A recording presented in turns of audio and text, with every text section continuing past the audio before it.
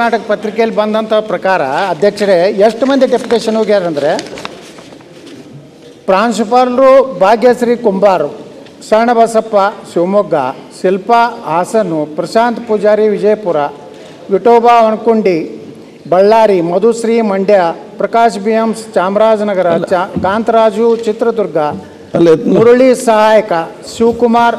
ನೋಡಿ ಅಧ್ಯಕ್ಷ, ಇದು ಅಷ್ಟೇ ಅಲ್ಲ, ಅದ್ರ ಜೊತೆಗೆ ಇನ್ನೊಂದೇನೆಂದರೆ ಇಂಜಿನಿಯರಿಂಗ್ ಕಾಲೇಜಿನ ಪ್ರಾಧ್ಯಾಪಕರನ್ನ BSc ಮತ್ತು BA ಡಿಗ್ರಿ ಕಾಲೇಜಿಗೆ ಹಾಕೋದು. ಆ ಇಂಜಿನಿಯರಿಂಗ್ ಕಾಲೇಜಕ್ಕೆ ಈ ಬ್ಯಾಚುಲರ್ ಆಫ್ ಆರ್ಟ್ಸಿಗೆ ಏನು ಸಂಬಂಧ? ಅವ್ರಿಗೇನಾದರೂ ಅದ್ರ ಬಗ್ಗೆ ಏನಾದರೂ ಪ್ರಶ್ನೆ ನಾ ಹೇಳ್ತಾ ಇರೋದು ಇದನ್ನು ನೀವು ಒಂದು ಕಡೆ ಹೇಳ್ತೀರಿ ಸರ್ಕಾರ ನಾವು ಮದ್ರಸಾಗಳನ್ನು ಉನ್ನತೀಕರಣ ಮಾಡ್ತೀವಿ, ಉರ್ದು ಶಾಲೆಗಳನ್ನ. ಅರೇ ಮೊದಲು ನಮ್ಮ ನಮ್ಮ ಡಿಗ್ರಿ ಕಾಲೇಜ್ಗಳನ್ನು, ನಮ್ಮ ಪ್ರಾಥಮಿಕ ಕನ್ನಡ ಶಾಲೆಗಳನ್ನು ನೀವು ಬಿಟ್ಟು ಯಾವುದ್ಯಾವುದಕ್ಕೂ ಅನುದಾನ ಕೊಡ್ತಿದ್ರಿ. ನೀವು ಅದನ್ನು ಬಿಟ್ಟು ಮೊದಲ ಆದ್ಯತೆ ನಿಮ್ಗೆ ಯಾವ್ದು ಇರಬೇಕು? ಪ್ರಾಥಮಿಕ ಕನ್ನಡ ಶಾಲೆಗಳು. ನಿಮ್ಮ ಆದ್ಯತೆ ಯಾವ್ದು ಇರಬೇಕು? ಡಿಗ್ರಿ ಕಾಲೇಜುಗಳು.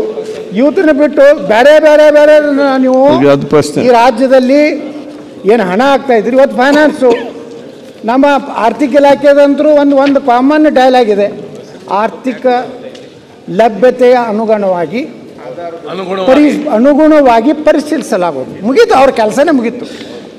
ಅವ್ರೇನು ಆರ್ಥಿಕ ಇಲಾಖೆ ನೀವು ಬೇಕಾದ ಫೈಲ್ ಕಳಿಸ್ರಿ, ಆದ್ರೆ ತಮಗೆ ಬೇಕಾಗಿತ್ತ ತಿಳ್ಕೊರಿ, ಅದು ಎಲ್ಲ ಕಾನೂನುಗಳನ್ನು ಮೀರಿ ಬೇಕಾದಾಗಲಿ ಮುಖ್ಯಮಂತ್ರಿಗಳ ಸಮೀಪರವರು ಫೈನಾನ್ಸ್ ಸೆಕ್ರೆಟರಿ ಇರ್ತಾರೆ, ಅವರಿಬ್ಬರು ಏನು ರಾತ್ರಿ ಮಾತಾಡ್ತಾರೆ, ಅವಕ್ಕೆಲ್ಲ ಇಲಾಖೆಗೆ ಹೋಗಿ ಸರಿ. ಸಣ್ಣ ಉದಾಹರಣೆ ಹೇಳ್ಬಿಡ್ತೀನಿ. ವರ್ಷಕ್ಕೆ CRF ಫಂಡು ಕರ್ನಾಟಕ ಬರೋದು 500 ಕೋಟಿ.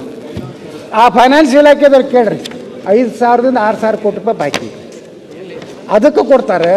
ಇಂಥ ಶಿಕ್ಷಣಕ್ಕಾಗಿ ಡಿಗ್ರಿ ಕಾಲೇಜುಗಳಿಗೆ ಅನುದಾನ ಸಿಗ್ತಾ ಇಲ್ಲ, ನೇಮಕಾತಿ ಆಗ್ತಾ ಇಲ್ಲ, ಇದ್ದ ಪ್ರಾಧ್ಯಾಪಕರನ್ನ ಬೇರೆದಕ್ಕೆ ಬಳಸ್ಕೋತಾ ಇದ್ದೀರಿ. ಹಾಗಾದ್ರೆ ಕರ್ನಾಟಕದಲ್ಲಿ ಒಂದು ಕಾಲದಲ್ಲಿ ಒಂದು ಒಳ್ಳೆಯ ಶಿಕ್ಷಣ ಇರುವಂಥ ರಾಜ್ಯ ಅಂತೇನಿತ್ತು, ಅದನ್ನು ನೀವು ಹೋಗಿ ಒಂದು ಮದ್ರಸಾಗಳನ್ನು ಈ ರಾಜ್ಯ ಮಾಡ್ಲಾಕತ್ತೈತೆ ನನ್ನ ನೇರವಾದಂಥ ಆರೋಪ. ಮಂತ್ರಿಗಳು. ಅಧ್ಯಕ್ಷ